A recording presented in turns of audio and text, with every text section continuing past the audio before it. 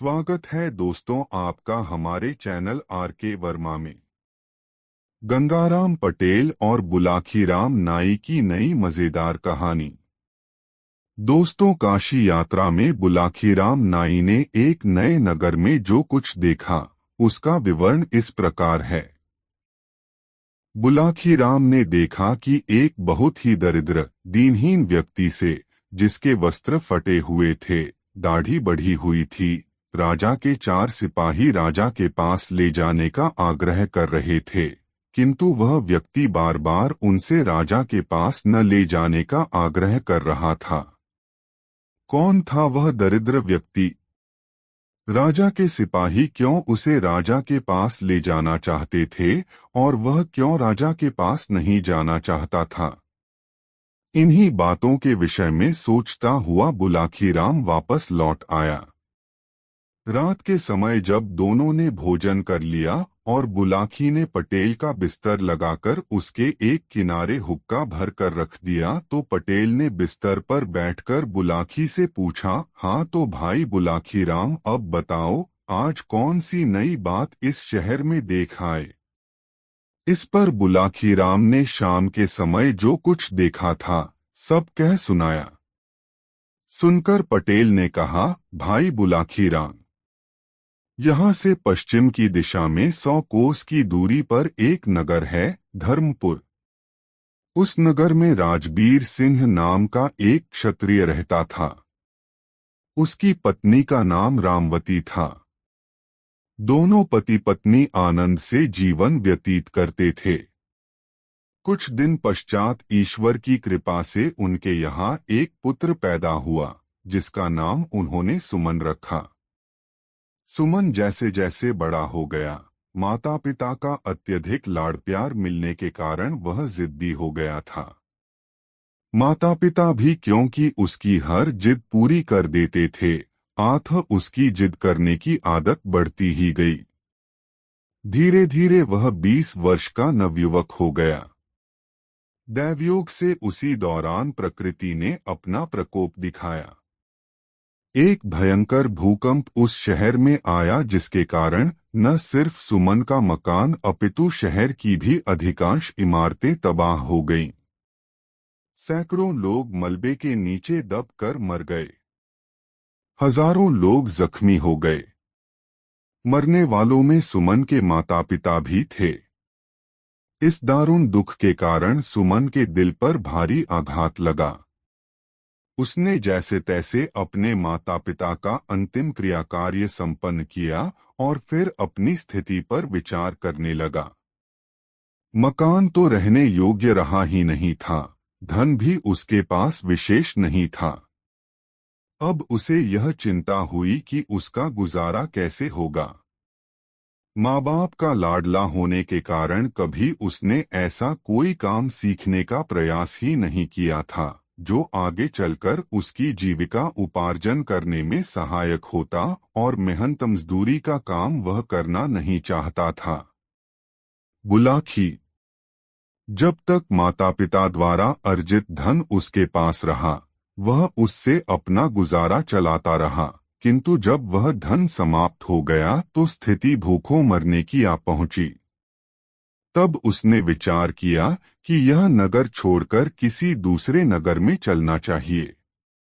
इस नगर में तो सभी लोग उसे जानते हैं, इसलिए वह यहाँ भीख भी नहीं मांग सकता, लेकिन परदेश में ऐसी कोई दिक्कत नहीं है, वहाँ वह भीख मांगकर भी अपना गुजारा कर लेगा, तब भी उसे पहचानने वाला कोई नहीं है।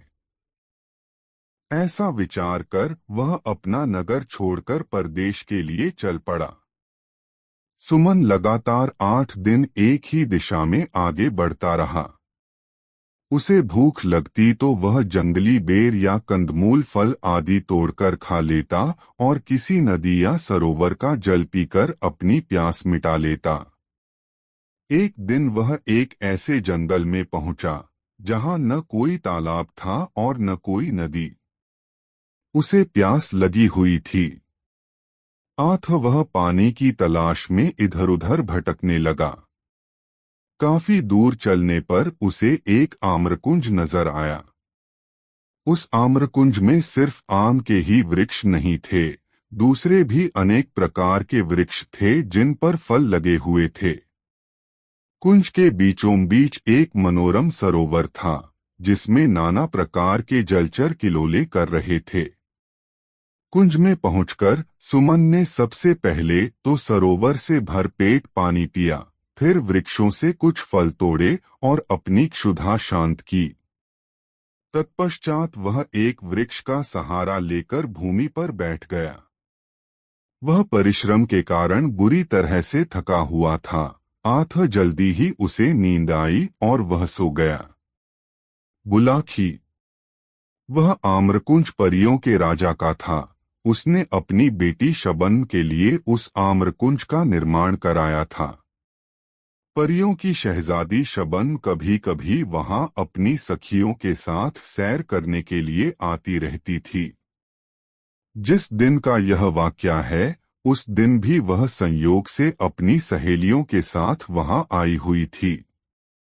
सुमन को जब उसने अपने आम्रकुंज में बेसुध सोए हुए देखा तो वह उस पर मोहित हो गई।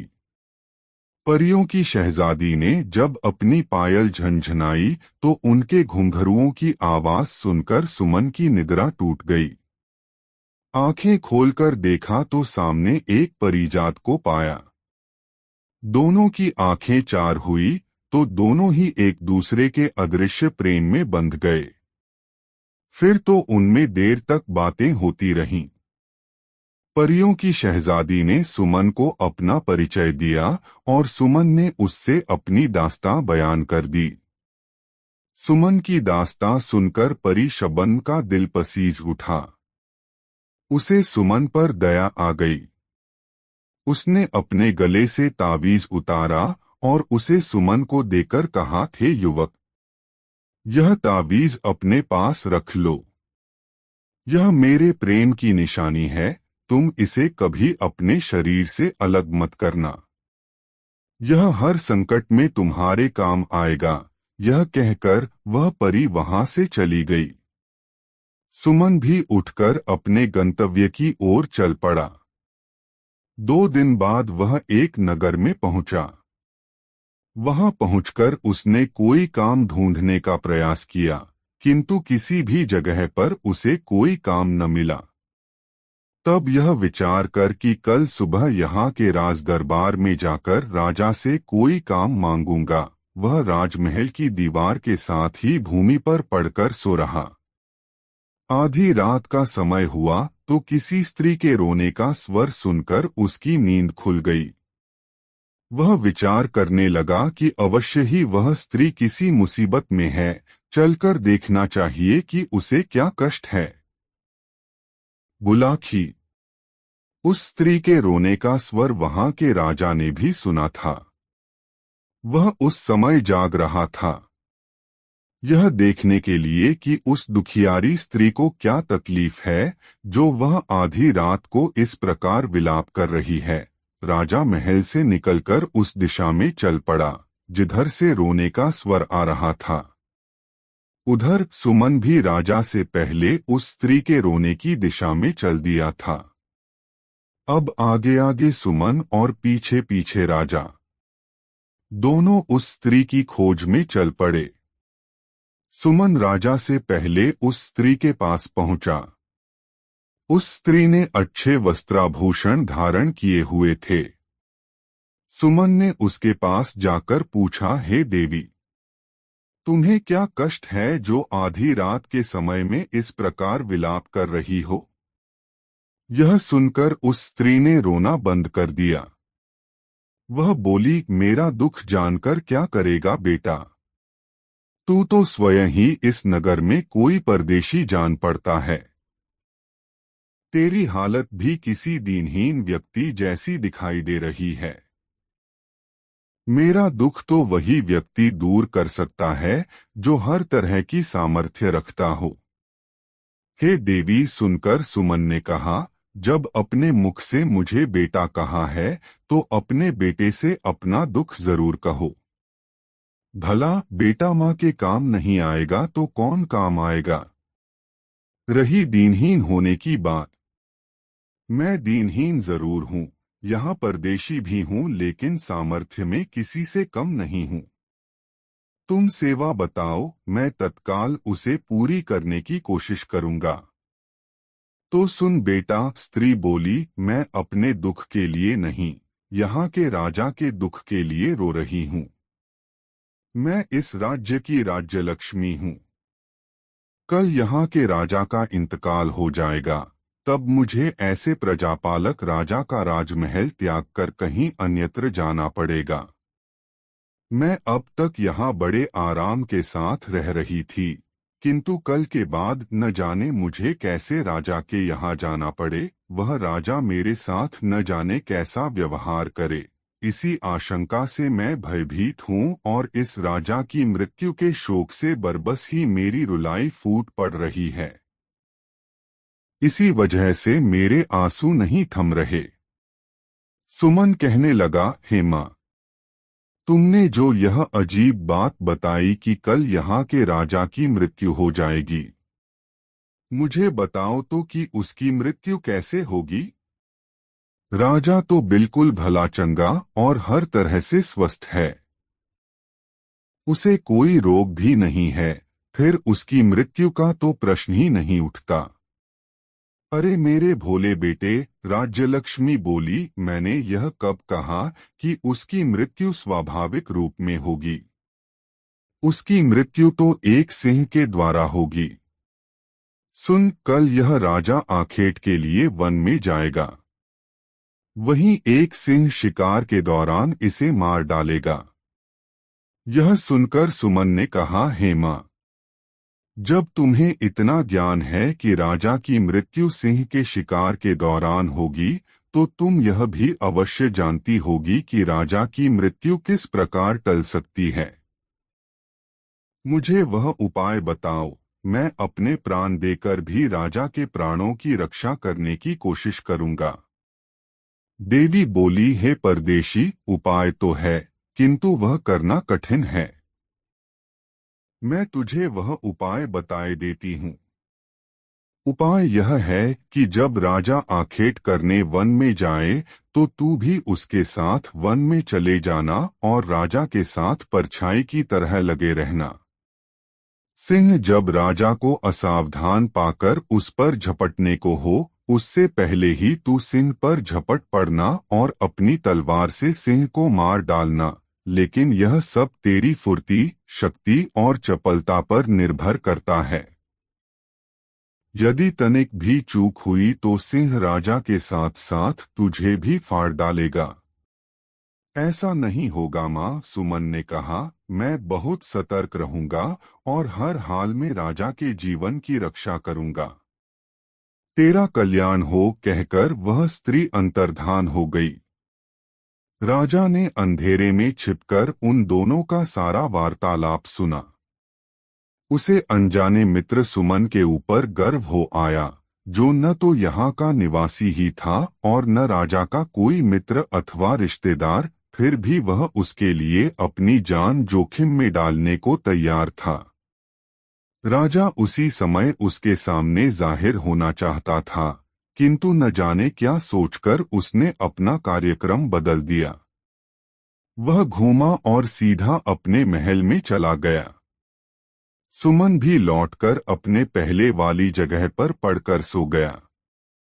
बुलाखी राम।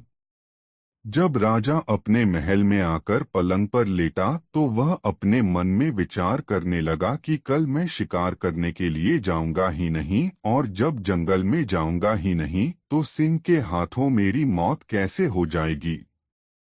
ऐसा विचार करके राजा ने निश्चय कर लिया कि कल किसी भी हालत में वह वन की ओर नहीं जाएगा, चाहे कैसी भी आवश्यकता क्यों न पड़ जाए। लेकिन राजा का यह निश्चय अगले दिन धरा का धरा रह गया।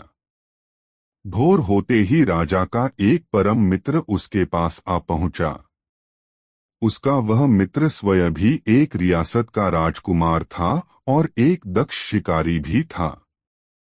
उसने जब राजा से शिकार करने के लिए वन में चलने को कहा, तो राजा इनकार न कर सका और अपने शिकारियों को साथ लेकर वन की ओर चल पड़ा। इस बीच सुमन साये की तरह राजा के साथ लगा रहा। उस बेचारे के पास कोई हथियार तो था नहीं, अतः उसने निश्चय कर लिया कि अपने हाथों से ही वह सिंह का मुकाबला करेगा। हाका शुरू हुआ। शिकारी ढोल बजाकर जंगली जानवरों को खदेड़कर उस दिशा में लाने लगे जिधर राजा मचान पर अपने हथियारों से लैस होकर बैठा था। थोड़ी देर में एक कद्दावर सिंह उसे नजर आया। हाका तंग हुआ तो सिंह सीधा मचान की ओर लपका। राजा ने निशाना बांधा और सिंह पर तीर छोड़ दिया, लेकिन दुर्भाग्यवश तीर सिंह की छाती में न लगकर उसकी पूंछ के समीप जा लगा। इससे सिंह उत्तेजित हो गया और उसने मचान की ओर छलांग लगा दी। इस बार राजा ने उसकी ओर अपना भाला फेंका जो सिंह की पीठ में जा धंसा। सिंह ने एक झुरझुरी सी ली, अपनी पीठ लहराई और राजा का फेंका हुआ भाला उसकी पीठ से निकलकर नीचे गिर गया। इस बीच मचान के पास खड़ा सुमन मूक दर्शक की तरह खड़ा रहा। सिंह से नंगे हाथों भिड़ने का उसका हौसला न हुआ। तभी अचानक उसे याद हो आया कि परी शबन ने उसे एक ताबीज दिया था और कहा था कि यह ताबीज हर संकट में उसकी रक्षा करेगा। सुमन ने तब उस ताबीज को आजमाने का निश्चय कर लिया। उसने गले में लटके ताबीज को रगड़ा। रगड़ते ही तुरंत एक चमत्कार हुआ। शबन वहां प्रकट हुई और एक चमत्कारी तलवार उसे सौंपकर बोली, मुकाबला करो युवक, जीत तुम्हारी होगी। यह कहकर वह तुरंत ही अंतर्धान हो गई। सब कुछ इतनी जल्दी घटा कि राजा यह जान ही न सका कि कब परी वहां प्रकट हुई और कब अंतर्धान हो गई। बहरहाल सुमन के हाथों में तो अब एक अमोघ अस्त्र आ चुका था। अगली बार जब सिंह राजा की ओर उछला तो उसने एक भी पल का समय गवाए बिना तलवार सिंह के पेट में घुसेड़ दी। सिंह मरकर भूमि पर गिर पड़ा।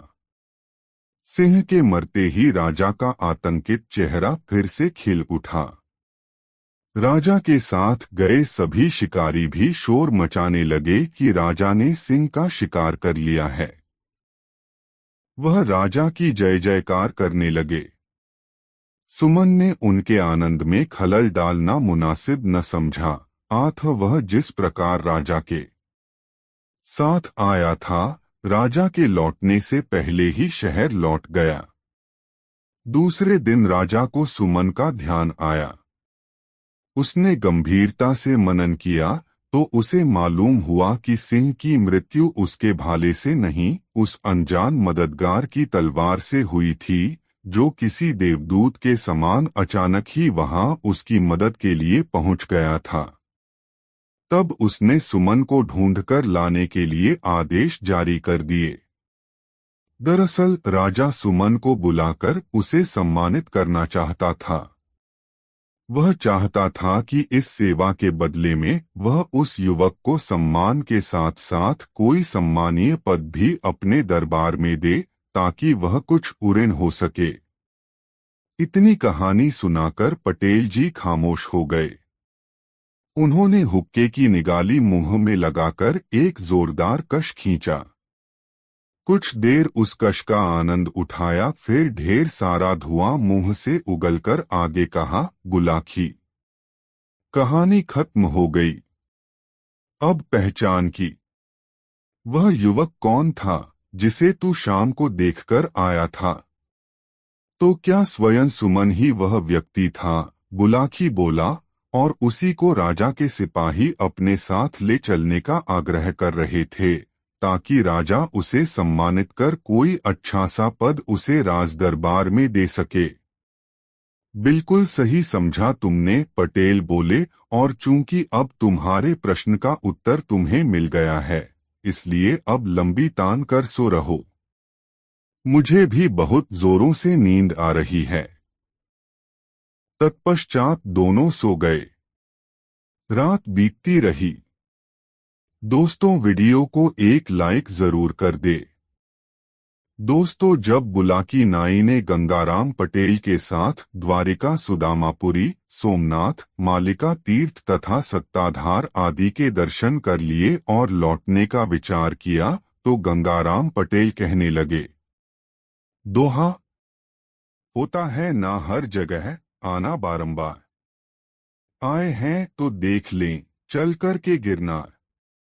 गंगाराम पटेल जी की इतनी बात सुनकर बुलाखीदास नाई कहने लगा, है पटेल जी, यह बात तो मैं भी आपसे कहने वाला ही था, क्योंकि दोहा सुन रखा गिरनार है अतिशय शोभा खान, गुफा अनेकन है वहां संतन के स्थान, दर्शन वहां के किए से दूर हो तो सब पाप, इस कारण चलकर वहां दर्शन कीजिए आप।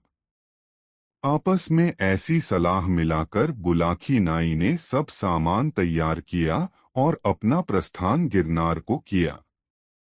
चलते चलते वह नरसी जी की पावन जन्मभूमि जूनागढ़ में पहुंच गए। वहां उन्होंने दामोदर कुंड में स्नान किया।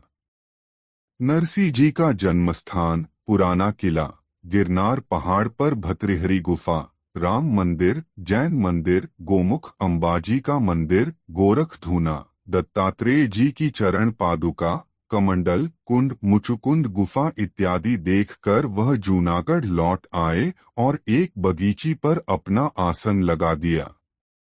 गंगाराम पटेल ने बुलाकी को सामान लाने के लिए रुपए दिए। बुलाकी बाजार को गया और वहां से अपना सामान खरीदकर बगीची की ओर आ ही रहा था, तो शहर के बाहर उसने एक स्वच्छ तालाब पानी से भरा हुआ देखा। उसमें शोभायमान कमल के फूल खिले हुए थे। तालाब की ओर से संगीत की मनोहर ध्वनि तो आ रही थी, परंतु वहां गाने बजाने वाला कोई भी दिखाई नहीं दे रहा था। बुलाकी को बड़ा आश्चर्य हुआ और वह सामान लेकर सीधा बगीची पर आया और अनमना सा बैठ गया। बोला, मुझे घर जाना होगा। बुलाकी नाई की बात सुनकर गंगाराम पटेल ने कहा कि अरे, अब तो हम अपने घर को ही लौटेंगे। पहले भोजन बनाओ, खाओ, फिर रोज की भांति आज भी सोते समय तुम्हारी समस्या का निदान कर तुम्हें संतुष्ट कर लूंगा। तब बुलाकी नाई पानी भरकर लाया, बर्तन साफ किए, फिर चूल्हा जलाकर खाना बनाया और खाया। बुलाकी ने पटेल जी का बिस्तर लगाकर हुक्का भर के रख दिया। सब सामान ठीक प्रकार से रखकर बुलाकी पटेल जी के पांव दबाने लगा। तब पटेल जी ने मुस्कुराते हुए कहा, भाई बुलाकी, आज तुम जो अनोखी बात देखकर आए हो वह मुझे बताओ।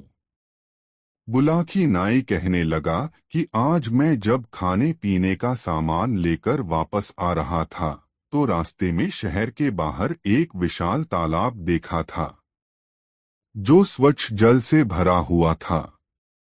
उसमें सुंदर सुहाने कमल खिल रहे थे। कुछ लोग नौका विहार कर रहे थे।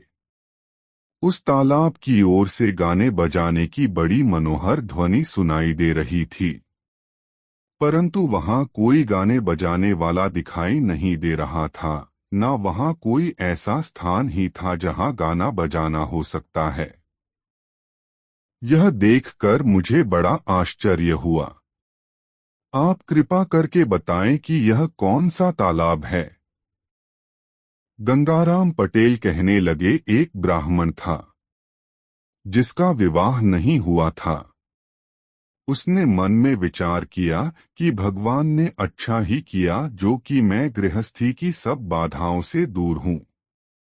तब मुझे परलोक सुधारना चाहिए। वह अपना घर छोड़कर निकल पड़ा और महात्मा हो गया।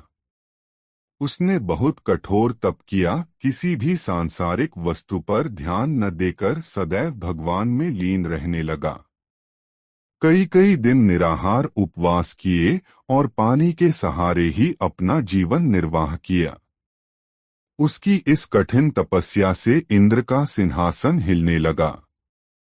इंद्र भयभीत हो गए और नारद जी से कहने लगे कि हे मुनिदेव, क्या कारण है कि आज मेरा सिंहासन चल रहा है। देवराज की यह बात सुनकर नारद जी कहने लगे, दोहा, एक तपस्वी तप करे जूनागढ़ दरमियान, तप से सिंहासन हिला सत्य करूं बखान, पूरन तप वह जो करे लीजे आप विचार, इंद्रासन पर आके कर ले वह अधिकार। देव ऋषि की बात सुनकर इंद्र चिंतित हुए और नारद जी से बोले, दोहा, मुझसे जो मुनिदेव यह सिंहासन छिन जाए, बात बिगड़ जाए सभी, अब कछु करो उपाय। इंद्रदेव की बात सुनकर नारद जी कहने लगे कि आप कुछ उपाय करें। साहस खोने से कोई लाभ नहीं। उनके जाने के पश्चात इंद्र ने विचार किया कि किसी अप्सरा को बुलाकर उस तपस्वी के पास भेजा जाए तो उसका तप भंग करेगी। अप्सरा के प्रेम में आसक्त होकर तप से विमुख हो वह तपस्वी अप्सरा के साथ विहार करने लगेगा तो उसकी शक्ति क्षीण हो जाएगी। इस प्रकार विचार करके इंद्रदेव ने एक अति चतुर अप्सरा को बुलाकर कहा, जूनागढ़ में एक तपस्वी तपस्या कर रहा है जिससे मेरा सिंहासन ही हिल गया है।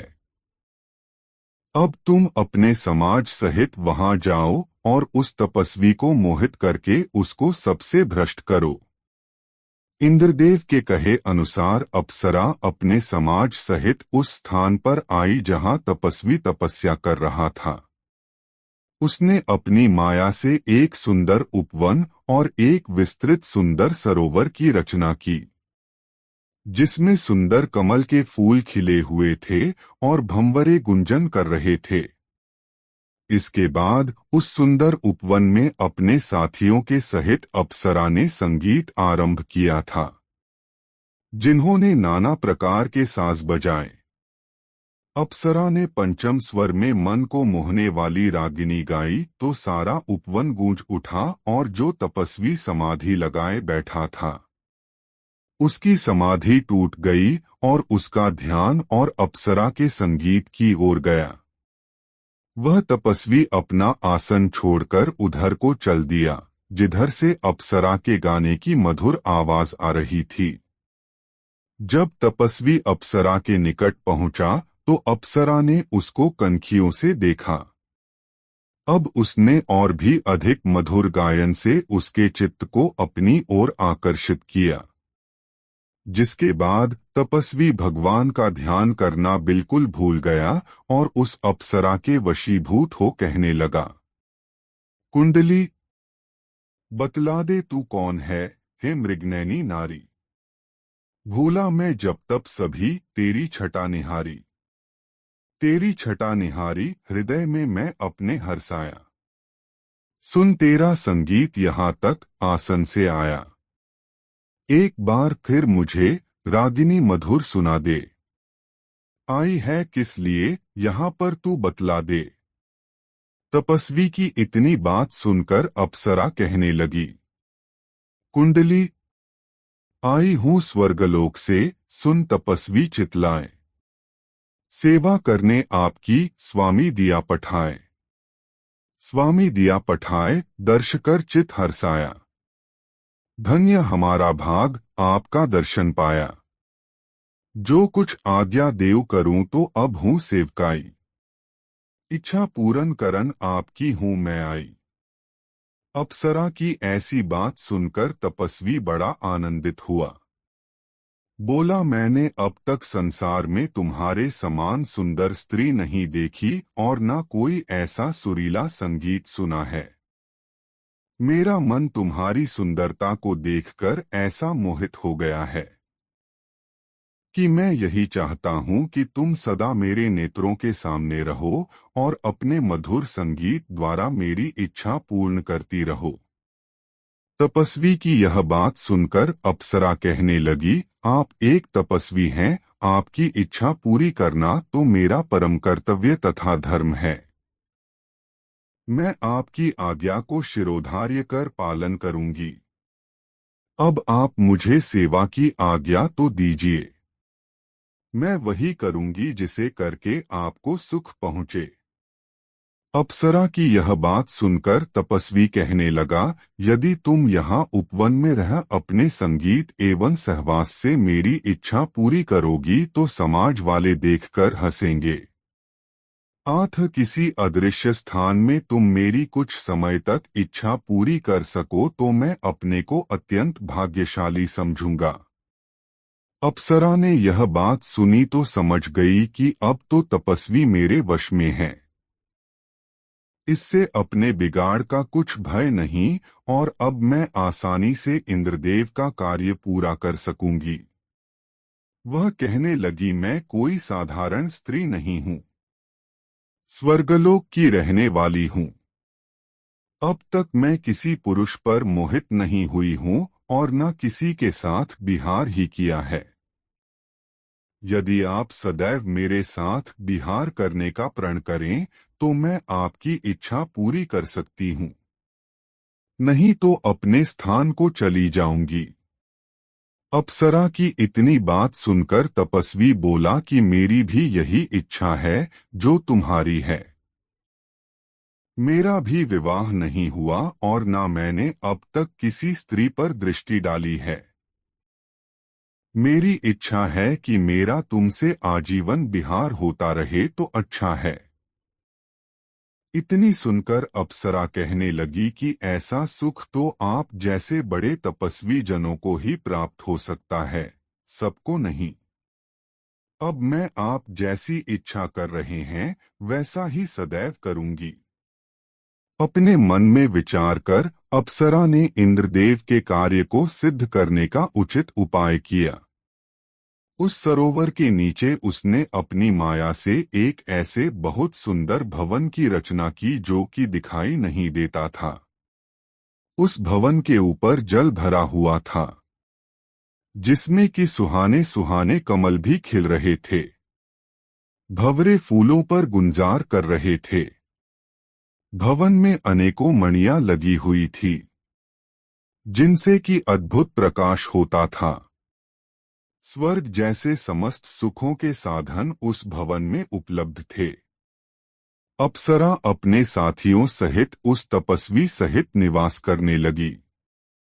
अन्य कक्षाओं में अपने साथियों को ठहराया और स्वयं अप्सरा तपस्वी से विहार करने लगी। जब भी तपस्वी को संगीत सुनने की इच्छा होती है तभी अप्सरा अपने साथियों सहित वहां गाना बजाना आरंभ कर देती है। हे बुलाखीदास, इस तालाब में जल के नीचे उसी अप्सरा द्वारा बनाए हुए माया का भवन है, जो किसी को दिखाई नहीं देता और वहां अप्सरा उस तपस्वी सहित विहार करती है। उस अप्सरा के साथी भी दूसरे कमरे में रहते हैं। तुमने जो गाने बजाने की आवाज सुनी है वह उसी अप्सरा और उसके साथियों की है। अब तुम्हारी बात का जवाब मिल गया, रात भी अधिक हो गई है, आठ अब सो जाओ क्योंकि सवेरे जल्दी उठना है। दोस्तों वीडियो कैसा लगा कमेंट में जरूर बताएं। दोस्तों काशी यात्रा में बुलाखीराम नाई ने एक नए नगर में जो कुछ देखा उसका विवरण इस प्रकार है।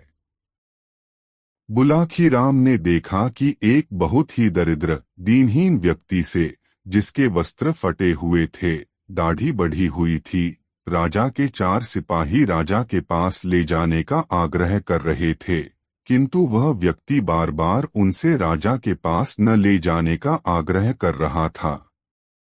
कौन था वह दरिद्र व्यक्ति? राजा के सिपाही क्यों उसे राजा के पास ले जाना चाहते थे और वह क्यों राजा के पास नहीं जाना चाहता था? इन्हीं बातों के विषय में सोचता हुआ बुलाखीराम वापस लौट आया। रात के समय जब दोनों ने भोजन कर लिया और बुलाखी ने पटेल का बिस्तर लगाकर उसके एक किनारे हुक्का भर कर रख दिया तो पटेल ने बिस्तर पर बैठकर बुलाखी से पूछा, हाँ तो भाई बुलाखीराम, अब बताओ आज कौन सी नई बात इस शहर में देख आए? इस पर बुलाखीराम ने शाम के समय जो कुछ देखा था सब कह सुनाया। सुनकर पटेल ने कहा, भाई बुलाखीराम, यहाँ से पश्चिम की दिशा में 100 कोस की दूरी पर एक नगर है, धर्मपुर। उस नगर में राजबीर सिंह नाम का एक क्षत्रिय रहता था। उसकी पत्नी का नाम रामवती था। दोनों पति पत्नी आनंद से जीवन व्यतीत करते थे। कुछ दिन पश्चात ईश्वर की कृपा से उनके यहाँ एक पुत्र पैदा हुआ, जिसका नाम उन्होंने सुमन रखा। सुमन जैसे जैसे बड़ा हो गया, माता पिता का अत्यधिक लाड़ प्यार मिलने के कारण वह जिद्दी हो गया था। माता पिता भी क्योंकि उसकी हर जिद पूरी कर देते थे, उसकी जिद करने की आदत बढ़ती ही गई। धीरे धीरे वह 20 वर्ष का नवयुवक हो गया। दैवयोग से उसी दौरान प्रकृति ने अपना प्रकोप दिखाया। एक भयंकर भूकंप उस शहर में आया, जिसके कारण न सिर्फ सुमन का मकान अपितु शहर की भी अधिकांश इमारतें तबाह हो गईं। सैकड़ों लोग मलबे के नीचे दब कर मर गए। हजारों लोग जख्मी हो गए। मरने वालों में सुमन के माता पिता भी थे। इस दारुण दुख के कारण सुमन के दिल पर भारी आघात लगा। उसने जैसे तैसे अपने माता पिता का अंतिम क्रिया कार्य संपन्न किया और फिर अपनी स्थिति पर विचार करने लगा। मकान तो रहने योग्य रहा ही नहीं था, धन भी उसके पास विशेष नहीं था। अब उसे यह चिंता हुई कि उसका गुजारा कैसे होगा।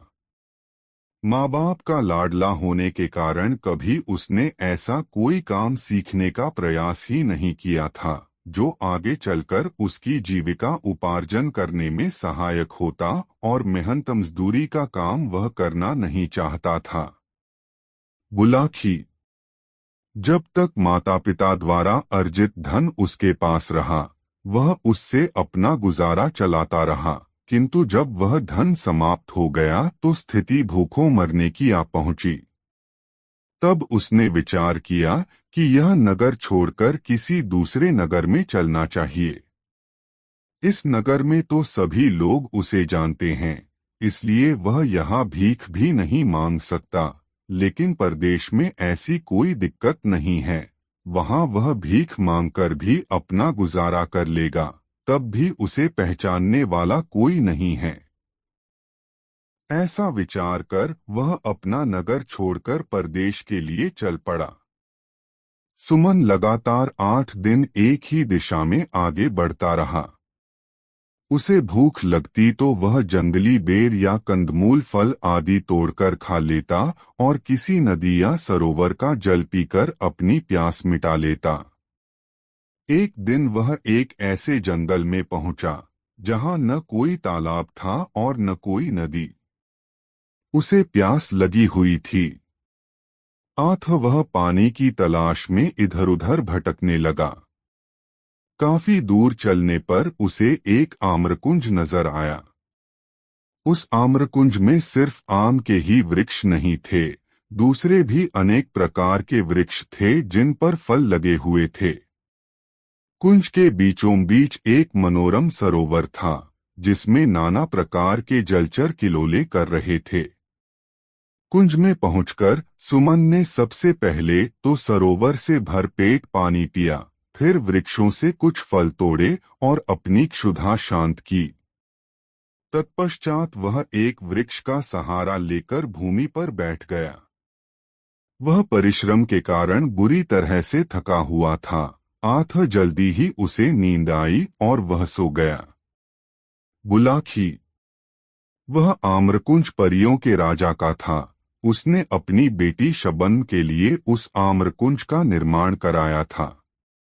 परियों की शहजादी शबन कभी कभी वहां अपनी सखियों के साथ सैर करने के लिए आती रहती थी। जिस दिन का यह वाकया है, उस दिन भी वह संयोग से अपनी सहेलियों के साथ वहां आई हुई थी। सुमन को जब उसने अपने आम्रकुंज में बेसुध सोए हुए देखा तो वह उस पर मोहित हो गई। परियों की शहजादी ने जब अपनी पायल झनझनाई तो उनके घुंघरुओं की आवाज सुनकर सुमन की निद्रा टूट गई। आंखें खोलकर देखा तो सामने एक परिजात को पाया। दोनों की आंखें चार हुई तो दोनों ही एक दूसरे के अदृश्य प्रेम में बंध गए। फिर तो उनमें देर तक बातें होती रहीं।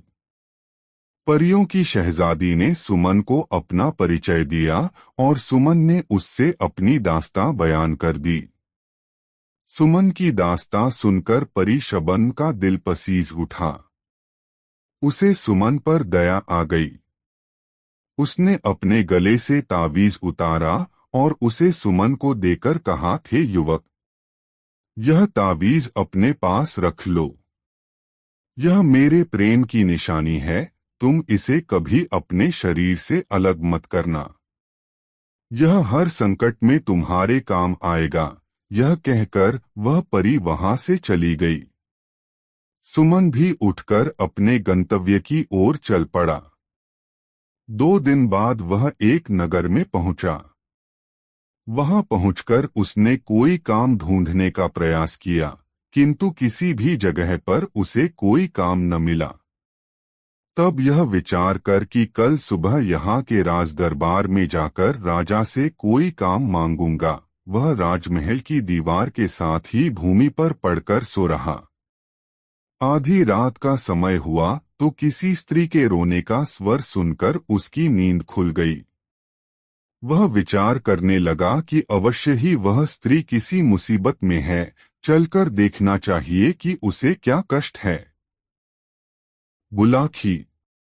उस स्त्री के रोने का स्वर वहां के राजा ने भी सुना था। वह उस समय जाग रहा था, यह देखने के लिए कि उस दुखियारी स्त्री को क्या तकलीफ है जो वह आधी रात को इस प्रकार विलाप कर रही है। राजा महल से निकलकर उस दिशा में चल पड़ा जिधर से रोने का स्वर आ रहा था। उधर सुमन भी राजा से पहले उस स्त्री के रोने की दिशा में चल दिया था। अब आगे आगे सुमन और पीछे पीछे राजा, दोनों उस स्त्री की खोज में चल पड़े। सुमन राजा से पहले उस स्त्री के पास पहुंचा। उस स्त्री ने अच्छे वस्त्राभूषण धारण किए हुए थे। सुमन ने उसके पास जाकर पूछा, हे देवी, तुम्हें क्या कष्ट है जो आधी रात के समय में इस प्रकार विलाप कर रही हो? यह सुनकर उस स्त्री ने रोना बंद कर दिया। वह बोली, मेरा दुख जानकर क्या करेगा बेटा? तू तो स्वयं ही इस नगर में कोई परदेशी जान पड़ता है। तेरी हालत भी किसी दीनहीन व्यक्ति जैसी दिखाई दे रही है। मेरा दुख तो वही व्यक्ति दूर कर सकता है जो हर तरह की सामर्थ्य रखता हो। हे देवी, सुनकर सुमन ने कहा, जब अपने मुख से मुझे बेटा कहा है तो अपने बेटे से अपना दुख जरूर कहो। भला बेटा माँ के काम नहीं आएगा तो कौन काम आएगा? रही दीनहीन होने की बात, मैं दीनहीन जरूर हूँ, यहाँ परदेशी भी हूँ, लेकिन सामर्थ्य में किसी से कम नहीं हूँ। तुम सेवा बताओ, मैं तत्काल उसे पूरी करने की कोशिश करूँगा। तो सुन बेटा, स्त्री बोली, मैं अपने दुख के लिए नहीं, यहाँ के राजा के दुख के लिए रो रही हूँ। मैं इस राज्य की राज्यलक्ष्मी हूँ। कल यहाँ के राजा का इंतकाल हो जाएगा, तब मुझे ऐसे प्रजापालक राजा का राजमहल त्याग कर कहीं अन्यत्र जाना पड़ेगा। मैं अब तक यहाँ बड़े आराम के साथ रह रही थी, किंतु कल के बाद न जाने मुझे कैसे राजा के यहाँ जाना पड़े। वह राजा मेरे साथ न जाने कैसा व्यवहार करे, इसी आशंका से मैं भयभीत हूँ और इस राजा की मृत्यु के शोक से बरबस ही मेरी रुलाई फूट पड़ रही है। इसी वजह से मेरे आंसू नहीं थम रहे। सुमन कहने लगा, हे माँ, तुमने जो यह अजीब बात बताई कि कल यहाँ के राजा की मृत्यु हो जाएगी, मुझे बताओ तो कि उसकी मृत्यु कैसे होगी? राजा तो बिल्कुल भला चंगा और हर तरह से स्वस्थ है। उसे कोई रोग भी नहीं है, फिर उसकी मृत्यु का तो प्रश्न ही नहीं उठता। अरे मेरे भोले बेटे, राज्यलक्ष्मी बोली, मैंने यह कब कहा कि उसकी मृत्यु स्वाभाविक रूप में होगी। उसकी मृत्यु तो एक सिंह के द्वारा होगी। सुन, कल यह राजा आखेट के लिए वन में जाएगा। वहीं एक सिंह शिकार के दौरान इसे मार डालेगा। यह सुनकर सुमन ने कहा, हे माँ, जब तुम्हें इतना ज्ञान है कि राजा की मृत्यु सिंह के शिकार के दौरान होगी, तो तुम यह भी अवश्य जानती होगी कि राजा की मृत्यु किस प्रकार टल सकती है। मुझे वह उपाय बताओ, मैं अपने प्राण देकर भी राजा के प्राणों की रक्षा करने की कोशिश करूंगा। देवी बोली, हे परदेशी, उपाय तो है, किंतु वह करना कठिन है। मैं तुझे वह उपाय बताए देती हूँ। उपाय यह है कि जब राजा आखेट करने वन में जाए तो तू भी उसके साथ वन में चले जाना और राजा के साथ परछाई की तरह लगे रहना।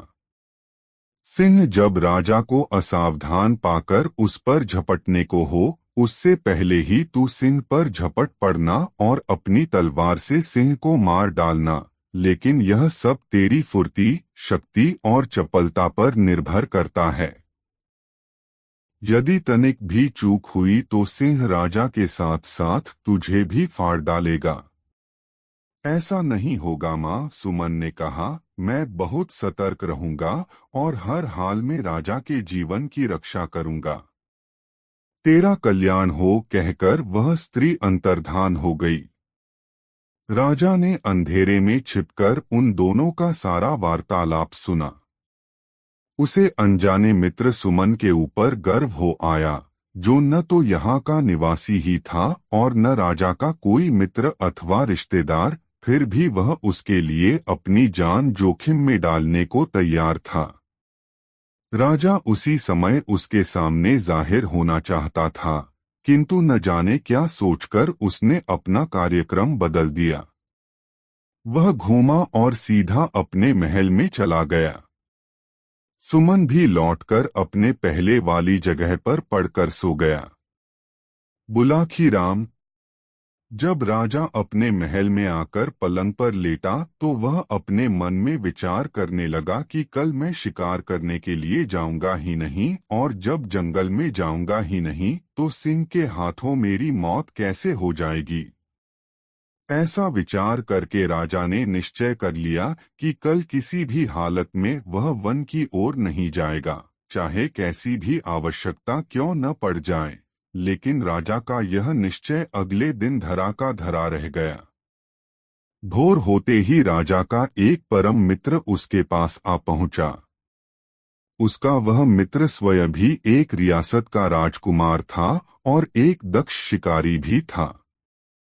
उसने जब राजा से शिकार करने के लिए वन में चलने को कहा तो राजा इनकार न कर सका और अपने शिकारियों को साथ लेकर वन की ओर चल पड़ा। इस बीच सुमन साये की तरह राजा के साथ लगा रहा। उस बेचारे के पास कोई हथियार तो था नहीं, अतः उसने निश्चय कर लिया कि अपने हाथों से ही वह सिंह का मुकाबला करेगा। हाका शुरू हुआ। शिकारी ढोल बजाकर जंगली जानवरों को खदेड़कर उस दिशा में लाने लगे जिधर राजा मचान पर अपने हथियारों से लैस होकर बैठा था। थोड़ी देर में एक कद्दावर सिंह उसे नजर आया। हाका तंग हुआ तो सिंह सीधा मचान की ओर लपका। राजा ने निशाना बांधा और सिंह पर तीर छोड़ दिया, लेकिन दुर्भाग्यवश तीर सिंह की छाती में न लगकर उसकी पूंछ के समीप जा लगा। इससे सिंह उत्तेजित हो गया और उसने मचान की ओर छलांग लगा दी। इस बार राजा ने उसकी ओर अपना भाला फेंका जो सिंह की पीठ में जा धंसा। सिंह ने